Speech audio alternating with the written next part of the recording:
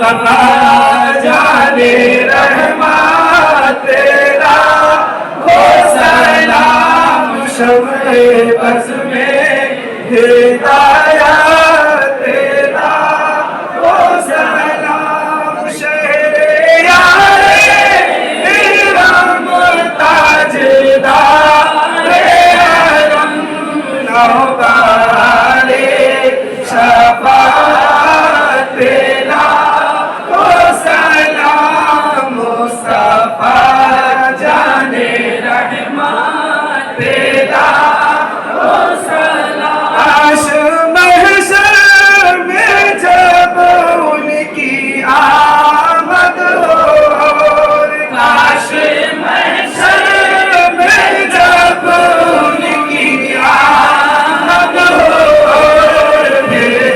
سب کی شوقت تیرا ہو سلام، مصطفیٰ جانے رحمت تیرا ہو سلام۔ جسے خدمت کے خود سی کہے ہر رضا، مجھ سے خدمت کے خود سی کہے ہر رضا، مصطفیٰ جانے رحمت تیرا ہو سلام، شمع بز میں ہدایت تیرا ہو سلام۔ نبی سلام علیکہ یا رسول، سلام علیکہ یا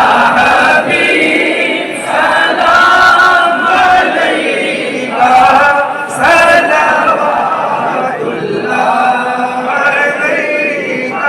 اے خدا کے حاضروں، ناظر رسول، یہ سلام عاشقاں کیجئے قبول۔ آپ حضرات تھوڑی دیر کی اور بیٹھ سکتے ہیں؟ تشریف جن حضرات کو مرید ہونا ہو وہ آگے آ جائیں، جن حضرات کو حضرت سے مرید ہونا ہو آگے آ جائیں۔ آپ حضرات تھوڑی دیر کے لیے بیٹھ سکتے ہیں۔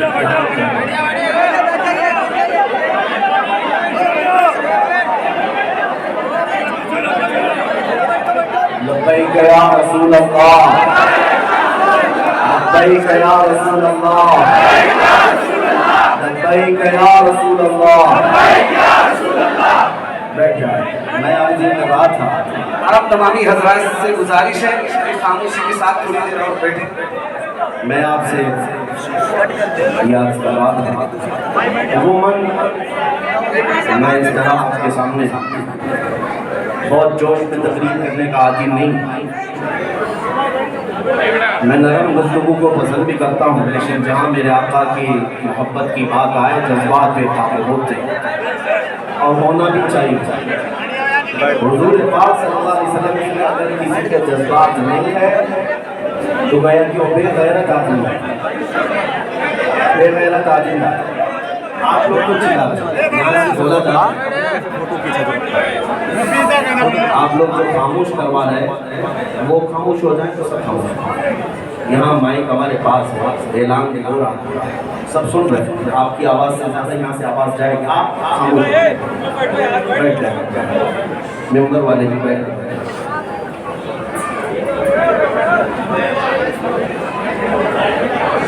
عموماً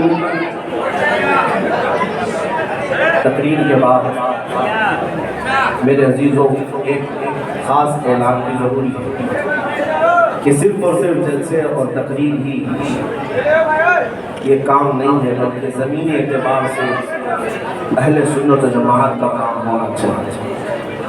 جو نوجوان اس جلسے کو سجائے میں ان سے بھی کہوں گا بڑی محنت کے ساتھ انہیں یہ محفل رسول سجائی اور اتنا بڑا مجمع یہاں سننے کو آیا لیکن ایسا نہیں ہونا چاہیے کہ تاریخ کے اوراق میں صرف ایک جلسہ تاریخ بن کر رہ گیا اور اس سے کچھ حاصل نہیں ہوا. ایسا نہیں، بلکہ کچھ مضبوط کام ایسا ہونا چاہیے کہ آپ کا ادارہ قائم ہو، مسلمانوں کے درمیان اس بات بیدار کرایا جائے.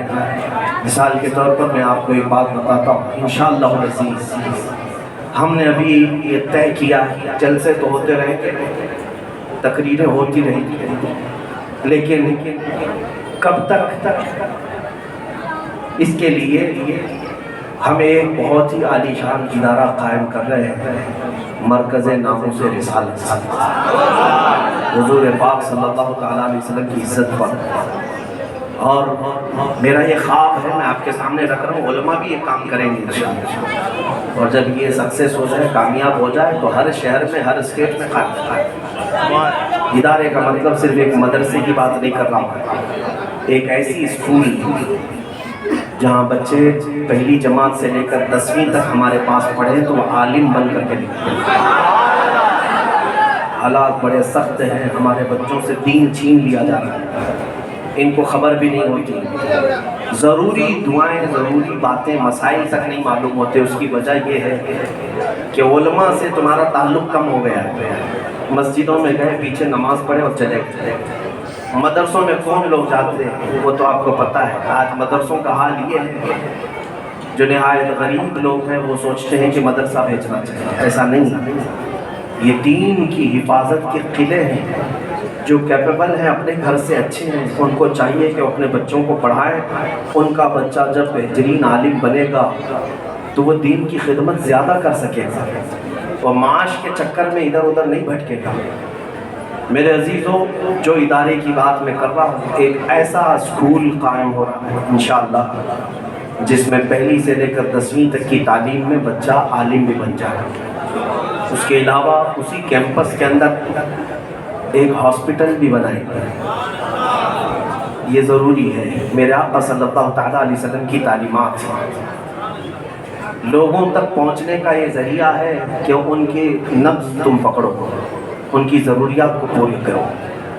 اور اسی کیمپس کے اندر اور ایک بہت ہی انوکھا ادارہ ہم قائم کرنے جا رہے ہیں انشاءاللہ العزیز، جس کو ڈم اینڈ ڈف اسکول کہتے ہیں. اسپیشل اسکول گونگے اور بہرے بچوں کے لیے.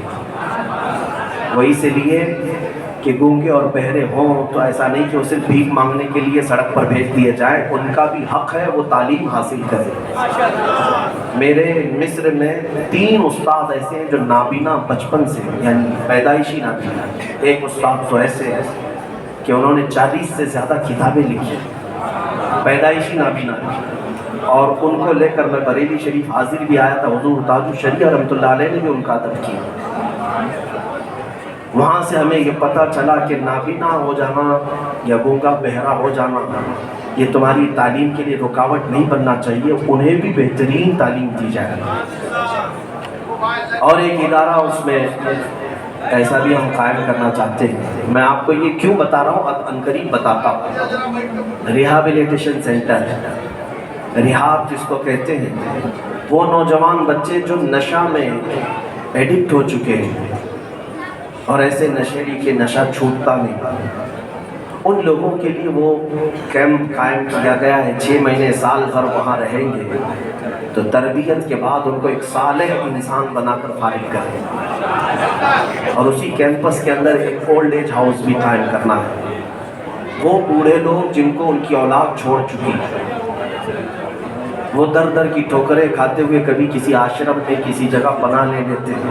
ہمارے پاس ایسا ادارہ نہیں تھا، ہم نے اس کا بھی خواب دیکھا ہے. اللہ تعالیٰ وہ بھی تکمیل تک پہنچا ہے. اور اسی کیمپس کے اندر انشاءاللہ العزیز ایک آرٹس اینڈ کامرس کالج بھی ہے.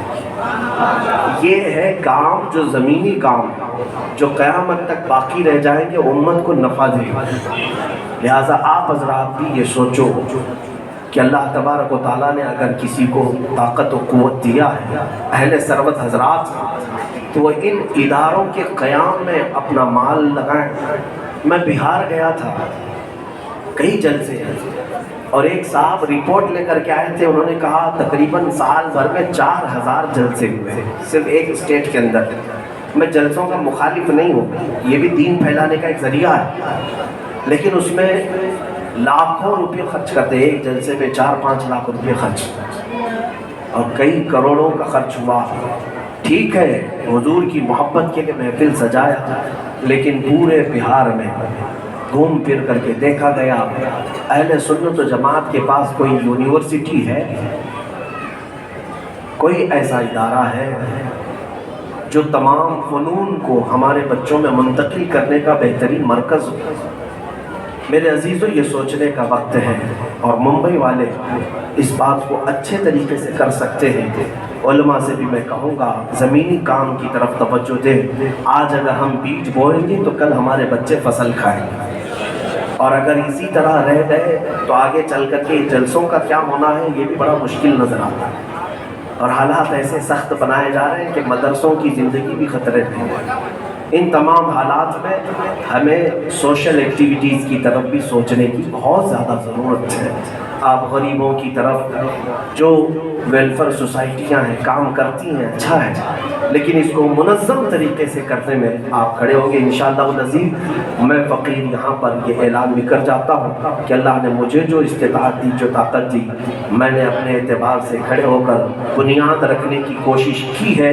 اللہ اس کو پائے تکمیل تک پہنچانے میں ہماری مدد فرمائے۔ اور الامان ایجوکیشنل اینڈ ویلفیئر ٹرسٹ جو ہماری ہے، میری ٹرسٹ ہے، اس کے ذریعے سے آج میں آن لائن بچوں کو عالم کورس پڑھاتا ہوں۔ 850 طلبہ میرے پاس پڑھتے ہیں، 850 لڑکیاں بھی ہیں، لڑکے بھی ہیں، سب۔ اس میں عمر کی کوئی قید نہیں۔ کئی ایسے ہمارے شاگرد ہیں جن کی عمر 60 سال سے اوپر کی، 70 سال کے لوگ ہیں، گھر بیٹھے آن لائن عالم کورس کر رہے ہیں۔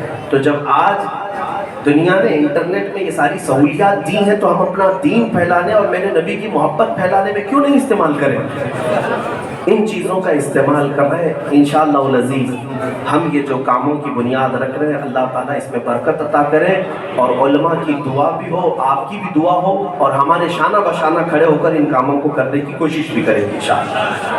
آج میں یہاں پر کملا نگر آیا ہوں، اس سے قبل ایک بار آیا تھا، شاید سب کو پتہ نہیں، اور رات کے اندھیرے میں آئے تھے اور لاک ڈاؤن چل رہا تھا، سخت کڑا لاک ڈاؤن تھا، اور وہ قبلہ حضور مجاہد اہل سنت قمر غنی عثمانی صاحب قبلہ سے ملاقات کے لیے، اور ان کے ساتھ کافی دیر بیٹھا بھی رہا۔ اور یہاں سے سب سے پہلے میں نے جب اس پاکھنڈی کو للکار کر چیلنج کیا تھا، سب سے پہلے جن نوجوانوں نے استقبال کیا تھا میرا، وہ وڈالہ کے لوگ تھے۔ دنیا تو لاک ڈاؤن کے بعد اب جگہ جگہ جانا ہوا، ہر جگہ استقبال کرتے ہیں، لیکن لاک ڈاؤن کے درمیان سخت پہرہ بندی تھی۔ باہر اسی سڑک پر میں آیا تھا تو سارے لوگ وہاں پلنگ لگائے ہوئے سوئے ہوئے تھے باہر، اس سڑک پر کوئی چلتا پھرتا بھی نظر نہیں آ رہا تھا، لیکن کئی ایسے نوجوان اسی علاقے کے تھے جنہوں نے استقبال کیا تھا، اور اس دن بھی یہاں سے نعرہ لگا تھا لبیک یا رسول اللہ۔ تو مجھے امید ہے، اسی لیے میں یہاں آج پھر سے آیا، کام کی انشاءاللہ یہاں سے امیدیں وابستہ ہیں۔ کل پھر آپ تمامی حضرات کھڑے ہوں گے تو ہر بچہ یہاں سے غازی اسلام بن کر نکلے گا، میرے آقا صلی اللہ علیہ وسلم کا سچا سپاہی بن کر نکلے گا۔ آج کی یہ رات عرس بھی ہے حضور وارث پاک رحمۃ اللہ تعالیٰ علیہ کی، حضور مخدوم اشرف سمنانی رحمۃ اللہ علیہ کے، ان تمام بزرگوں کے وسیلے سے آج توبہ کر لو اور عہد کر لو، اب بقیہ زندگی جو باقی ہے ہماری، جیئیں گے تو میرے آقا کے وفادار بن کر کے جیئیں۔ میری اس بات کو آپ سب مانتے ہیں؟ آپ سب لوگ تیار ہیں؟ حضور پاک صلی اللہ علیہ وسلم کی محبت میں جیئیں گے، حضور پاک کے اخلاق کو عام کریں گے انشاءاللہ، نبی پاک صلی اللہ تعالیٰ علیہ وسلم کے لیے آخری سانس تک ہم لڑتے رہیں گے انشاءاللہ، اور پھر فخر سے دنیا کو یہ بتائیں گے ہمارا اپنا کچھ بھی نہیں ہے، دہن میں زبان تمہارے لیے، بدن میں ہے جان، یا رسول اللہ ہم آئے یہاں اور اٹھے بھی وہاں۔ جب حضور کے لیے سب ہے تو مرشد گرامی حضور تاج الشریعہ کی یہ نصیحت بھی سن جاؤ، میرے بچوں یہ مت کہنا جواب میں یہ میری لائف ہے میں انجوائے کروں گا مجھے جیسا چاہے ویسا کرنے دو، ایسا مت کہو، بلکہ یہ تمہاری اپنی لائف نہیں ہے، زندگی یہ نہیں ہے کسی کی کسی کے لیے، زندگی ہے نبی کی نبی کے لیے، نا سمجھ مرتے ہیں زندگی کے لیے، ارے جینا مرنا ہے سب کچھ۔ وآخر دعوانا الحمدللہ رب العالمین۔ انتظامیہ نے بتایا ہے کہ اور جلسہ آپ کا چلے گا، آپ حضرات تشریف۔ جن حضرات کو بیعت ہونا ہوا ہے